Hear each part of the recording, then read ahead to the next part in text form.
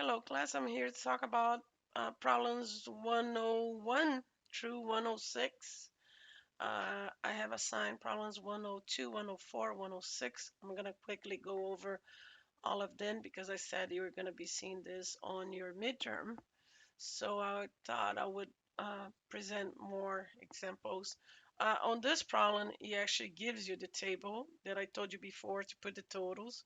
It doesn't give you the totals, but that's what we're going to do first.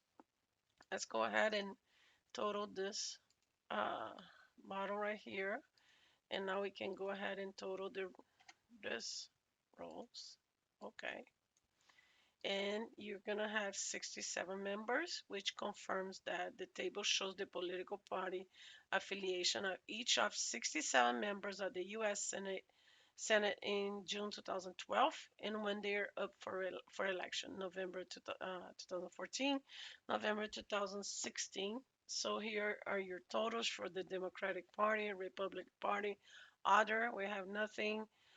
Totals that were up for election November 2014, 33, November 2016, 34, total 67.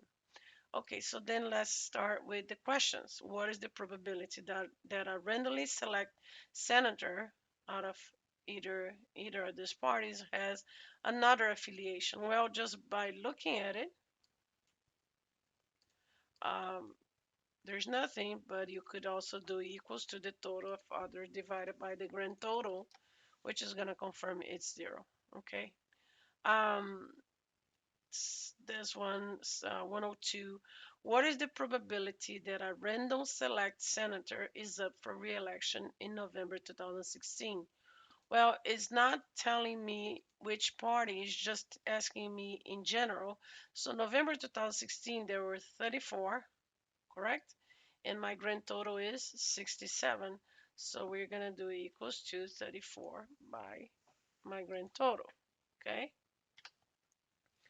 So 50, about 50%, 51%.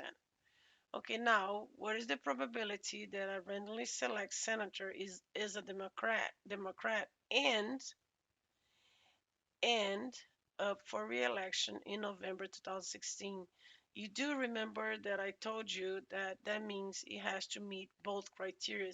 So we have a Democrat is right here up for re-election in November 2016. There were 10. So out of the grand total, there were 10 that were Democrat and up for re-election in November 2016. So 10, oops, 10 out of my 67, that's gonna be about 15%. Okay. Now, what is the probability that a randomly select senator is a Republican or is up for re-election in November 2014? Or, you do remember that, right? We talked about that. So the probability, so of A, so we would have to do the 37, so Republican, right? Republican in November. So it would be 37 divided by 67, and then we would have, or November 2014, 33 divided by 67, and then we have to subtract where they meet. So we would have Republican in November 2013 for 14 right here on this row. So they meet right here. Do you see Republican in November 2014 is 13 divided. So really we're gonna do 37 plus my 33, right? Minus their intersection. But all this, remember, is divided by my grand total, which is about 85%. So again, probability of A, 37 divided by 67, plus probability of B, 33 divided by 67, right?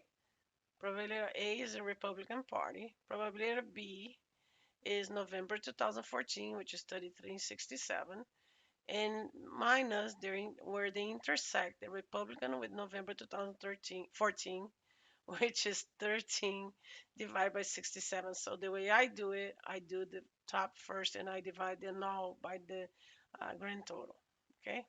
Now, this one gets tricky because if you do remember when you say given, you're going to be doing both, and then you're going to be divide right here, the intersection divided by the second condition. But look at how this one reads. Suppose that a member of the U.S. Senate is randomly select. Okay, so far nothing. Given that the random select senator is up for re-election in November 2016, which is what? 34, which is talking about my total. What is the probability that the senator is a Democrat? Do you see how it's the other way around? Instead of saying what is the probability that that a senator is a Democrat, given that, so he's giving you the second condition first, and then giving you the numerator. Okay, so Democrat, how many we have Democrat, and there are up for election in November 2016, we have 10, correct? Given, so right here, given they are up for re-election, so my total is 34, so we're doing 10. But do you see how they worded reverse? Instead of asking first what is the probability, they first gave you the denominator and then they gave you the numerator. So that's 29.41%. It's about 29%. And last, suppose that I did not assign the other two, mutually exclusive and independent. We test for independent, mutually exclusive. You can think as of um, things that you cannot do at the same time. I cannot be asleep and be swimming at the same time.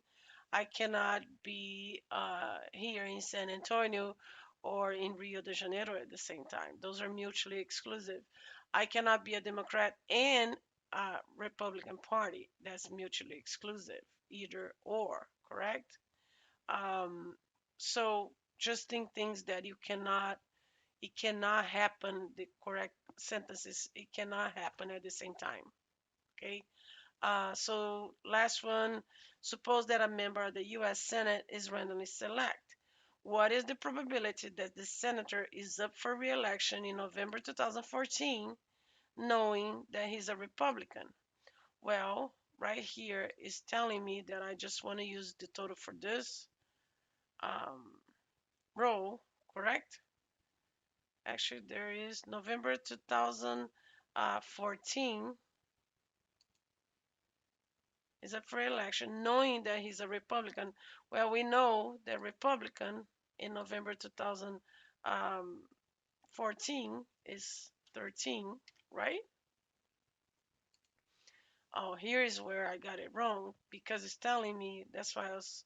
What is the probability that he's up for re-election in November 2013, knowing which would be the same, and he's a Republican? Well, then they meet over here, so I'm only using this total over here. I'm not talking about everybody. I'm not talking about any party. I'm talking about specifically Republicans. So I have to just use the total for Republican, and it's 35.14. And you would be done with this problem as well. I know it can be very tricky. The thing is to make sure the terms or and given, knowing whether they are asking first, they are giving you the denominator first and the numerator first. So this is why I want to practice it with this problem as well. Okay. And as usual, let me know if there